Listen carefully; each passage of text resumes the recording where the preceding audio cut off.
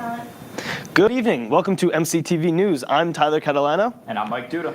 If you've ever taken an Amtrak train southbound to New York City, you've definitely passed Bannerman Island, otherwise known as Popple Island. This island's standout feature is Bannerman's Castle, an abandoned military surplus warehouse. Originally thought to be a wild idea, Neil Kaplan and his wife Darlene Swan founded the Bannerman Castle Trust in 1994, and they're now celebrating their 30th anniversary. They transformed the historic island into a unique stage for live performances, including last weekend's sold-out production of Dracula. These shows offer classic tales, but place them in a beautiful setting that complements their performance. The United States House of Representatives unanimously passed a Secret Service protection bill this past Friday in light of the second assassination attempt on former President Donald Trump. The bill strives to increase U.S. Secret Service protection for major presidential and vice presidential candidates by mandating a comprehensive review of Secret Service protective standards and imposing uniform standards for the security of presidents, vice presidents, and major White House candidates. Originally proposed by New York Representative Richie Torres and Mike Lawler, after the July assassination attempt in Butler, Pennsylvania, the bill flew to a 405-0 vote in favor. The bill still must pass the Senate and receive President Biden's signature, but it looks promising after President Biden asserted that the Secret Service, quote, will have every resource available, end quote, to protect the 45th president. All right, hi.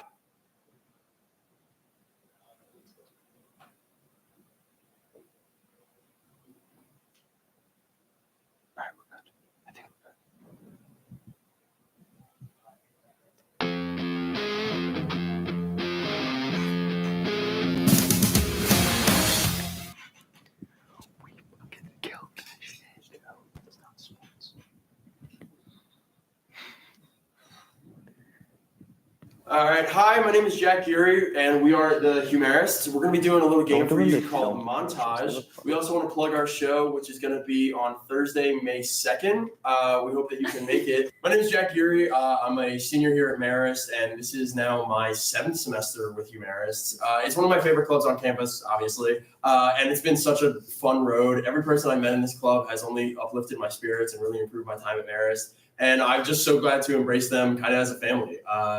I've been so happy to work with everybody and not only improve my comedy skills, but see everyone else grow as well. And honestly, the only complaint I have to say about this club is saying goodbye to everyone at the end of the semester because it really does get tough. So I'm just so happy to have a family like this on campus, and I'm so happy to be able to do comedy with them because it's something I love.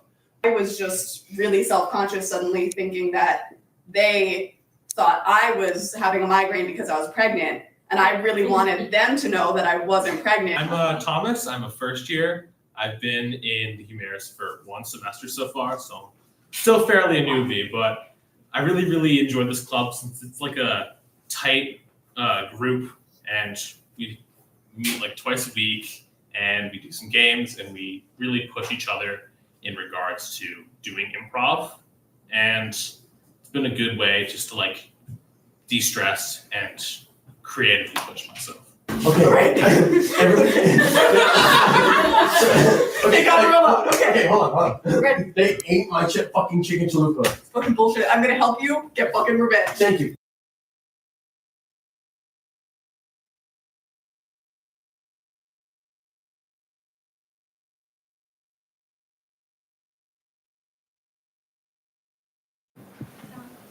Now let's go to Joe for our sports news.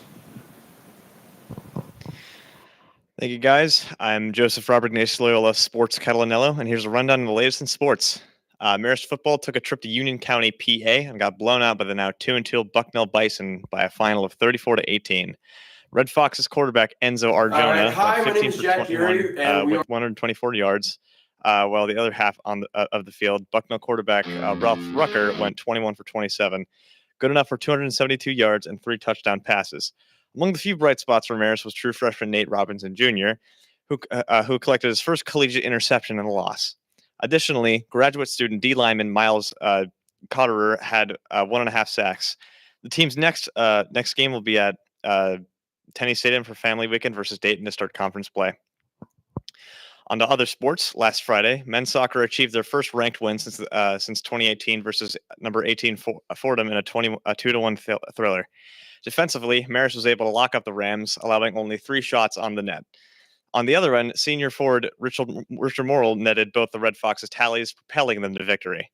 They improved after this win to 2-4, with conference play starting September 28th at Fairfield.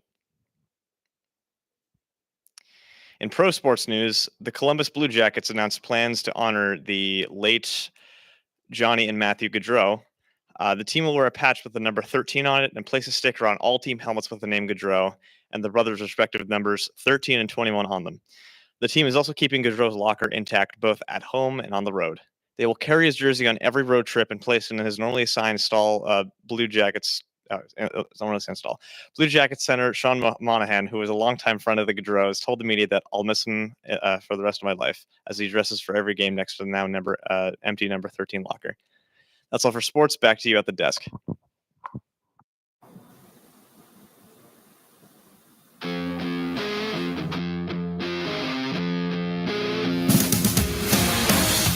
Hello, everyone, and welcome to another episode of Halftime on the Hudson.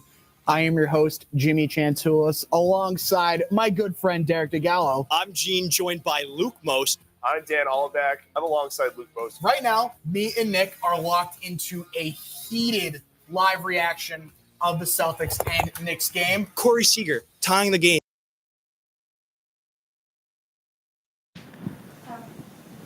Thanks, Joe. In other news, the New York State Police are investigating a vehicle pedestrian accident in Poughkeepsie that occurred on September 19th, 2024. Conrad J. Bailey, a fugitive from Groversville, New York, was on foot when he collided with an unmarked state police vehicle on Cannon Street while fleeing from the officers. Bailey was treated at the scene by EMS and transported to Mid-Hudson Regional Hospital for further medical care. Charges against Bailey are pending and the investigation is ongoing. More assassination attempts transpired this past week on a national scale, specifically in the midst of the Israel-Hamas war, which approaches its one-year anniversary of October 7th, the attacks that initiated the war. Israeli authorities confirmed that the 73-year-old Moti Mammon met with Iranian intelligence in August prior to his eventual arrest. This news breaks just 2 days after Israel's two waves of bombings, claiming the lives of at least 37 and wounding more than 3,000. Israeli officials verified that Iran recruited Mammon to assist in carrying out the proposed assassination plots of Prime Minister Benjamin Netanyahu, Defense Minister Yoav Gallant, and head of Shin Bet, Rowan Bar.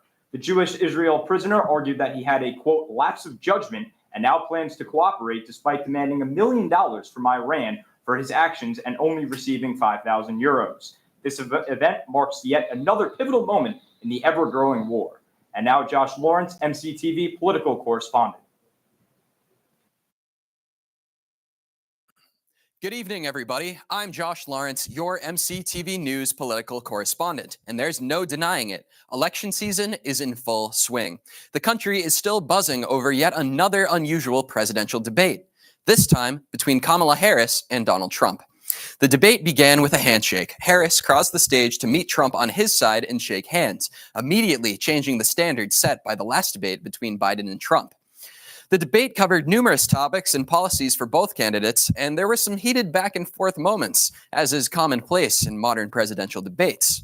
Nonetheless, election polling numbers have only slightly changed since the debate. On September 9th, the day before the debate, the New York Times reported Harris at 47% and Trump at 46%. And on September 20th, Harris at 49% with Trump at 47%. It's going to be a tight race, as we all expected, so make sure to get yourself registered to vote this November. Edmonds, our science reporter. Jonah. Science news has been quite astronomical as of late. From September 29th to November 25th, Earth will temporarily be gaining a new mini-moon. This moon, the size of a city bus, is called 2024 PT5 and will go into orbit around the Earth next week. Although it will not complete a full orbit around Earth, mini-moons are quite common, but usually turn out to be pieces of space junk. Rest assured, 2024 PT5 is speculated to be a real asteroid according to the Asteroid Terrestrial Impact Last Alert System. Unfortunately, the mini-moon will not be visible even with a telescope due to its absolute magnitude being too high, which means the asteroid is too dim to see. For those who are curious, though, astronomer Tony Dung has created a simulation of the asteroid, which he has posted on Twitter for all to see. In other news, the James Webb Space Telescope has captured an exciting new image of two galaxies colliding. Known as ARP 107, this collision is taking place in the constellation of Leo Minor, about 450 million light years from Earth. Although the idea of a collision may seem and is destructive, it is quite the opposite in addition. The collision is also creating new stars in a cluster of gas clouds called protostars. These are celestial bodies that will eventually become stars after the nuclear fusion takes place. The image of the colliding galaxies is being referred to as the cosmic smile, as the galaxies appear to resemble a smiling face. The two galaxies will continue merging for hundreds of millions of years, eventually becoming one singular galaxy. Hi, I'm Justin Peeney. I'm playing the role of Bobby Strong in Urinetown. And what I like about theater is it gives people a chance to be loud and expressive and stupid, but provide that entertainment for other people. And it's just a great community because you're working so hard for so long to put on a show all together. So that's why I really love theater.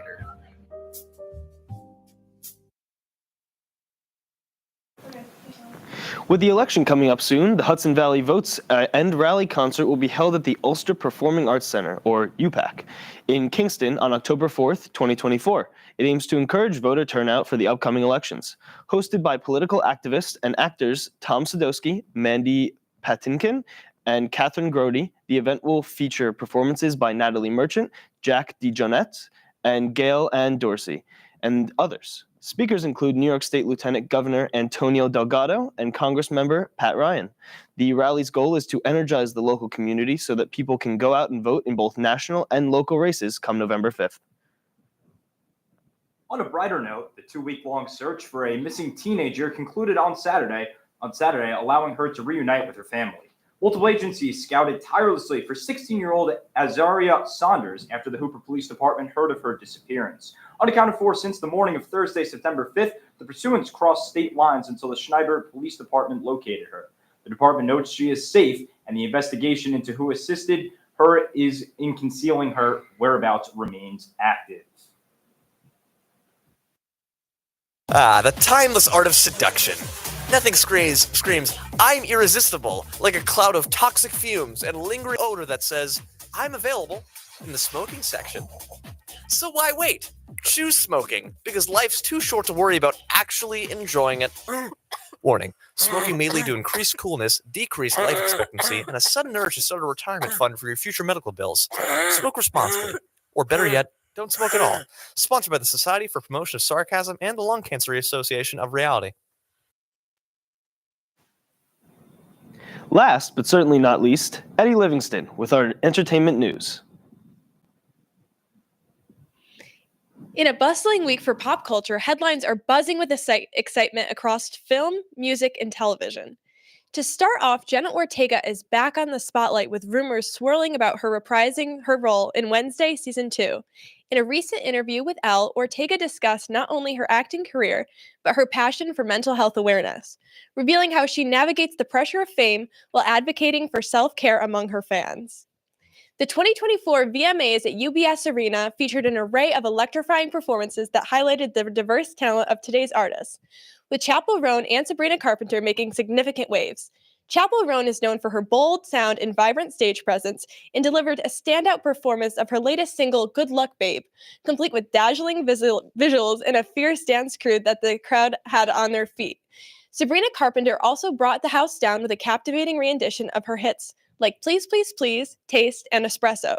Dressed in a stunning ensemble, she created her powerful vocals with dynamic dance choreography, engaging the audience and leaving them wanting more.